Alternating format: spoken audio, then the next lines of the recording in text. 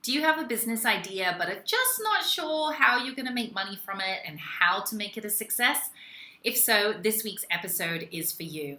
I'm Siobhan Barnes, founder of the Neon Life Society, and this week I'm going to be talking to you about step 4 to starting the right business for you. In case you missed the first 3 videos, check out the links below and make sure you go and watch those first, and then come back to this video.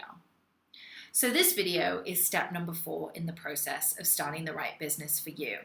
And this is the first step where we start to look externally outside of ourselves to really look at whether our business idea is going to fly in the market. And this is the mistake that I see so many people making, and that is that they dive straight into market research. They dive straight into what's outside of them. And that's why videos 1 and 3 are really important, so that you can get clear on you and what's so uniquely special about you, so that you can bring that to your business. So step number 4 is about figuring out this business blueprint of yours, figuring out your business model and how you're going to make it a success. And first and foremost, I really think the foundation to building a successful business with a successful business blueprint is to start with an audience that you want to serve. So I think that when you're able to figure out your target market and your target audience, then you're able to reverse engineer solutions that really are going to help them and that they're really going to be willing to pay money for. I think a lot of us go into business thinking, oh, I want to do it for this reason. I want to start, in my case, an organic skincare business, and I want to give people natural skincare options. I wasn't really clear about the target audience that I wanted to help and what was going to be most impactful to them. And it's really important to really get clear on this target market so that you can go out and interview them and see what they're struggling with and figure out solutions to help. So there are 4 different things that you can do to validate your business idea and come up with your business blueprint.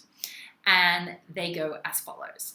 Number 1, you can think about a problem that you want to solve. This might be something that you want to help your audience with. Perhaps you know that there is, take for example, Spanx. Spanx was created because the founder couldn't find hosiery to wear underneath her cream white pants without her underpants showing through. And that's why she created footless hosiery that sucked her in and all that good stuff. So she looked at it from the angle of a problem in the market. For women, her audience was pretty much women like her. And that's where she started, and that's why I believe she was so successful. So 1, think about if there's a problem in the market that you want to solve. Step number 2, maybe you just want to provide services for something that you know. There might be a skill or a talent that you're really gifted in. Maybe you know Facebook really well and you can do Facebook ads. Maybe you're a marketing guru and that's what you do in your job and you feel you could help small business owners with marketing. Get creative and look back at those strengths of yours from video 3, and get clear on what you know and how you can bring that to your business. Then step number 3, or idea number 3, is you can actually start a business by sharing what you're learning. People like to come along with you for part of the journey, and you don't have to be an expert from the beginning. You can literally be sharing your journey, what you're learning. Perhaps you've enrolled in Cordon Bleu cooking school and you're sharing that with your audience. Perhaps you are a budding fashion designer and you are sharing your journey. People like to follow and learn along the way with you. And from there, you can get to know your audience and see what they're resonating with, and then create a product or a service that is something that they're interested in. The 4th idea is you can think about what it is that you want to know. So maybe you could embark on a real big experiment and share this with your audience and see who's along for the journey.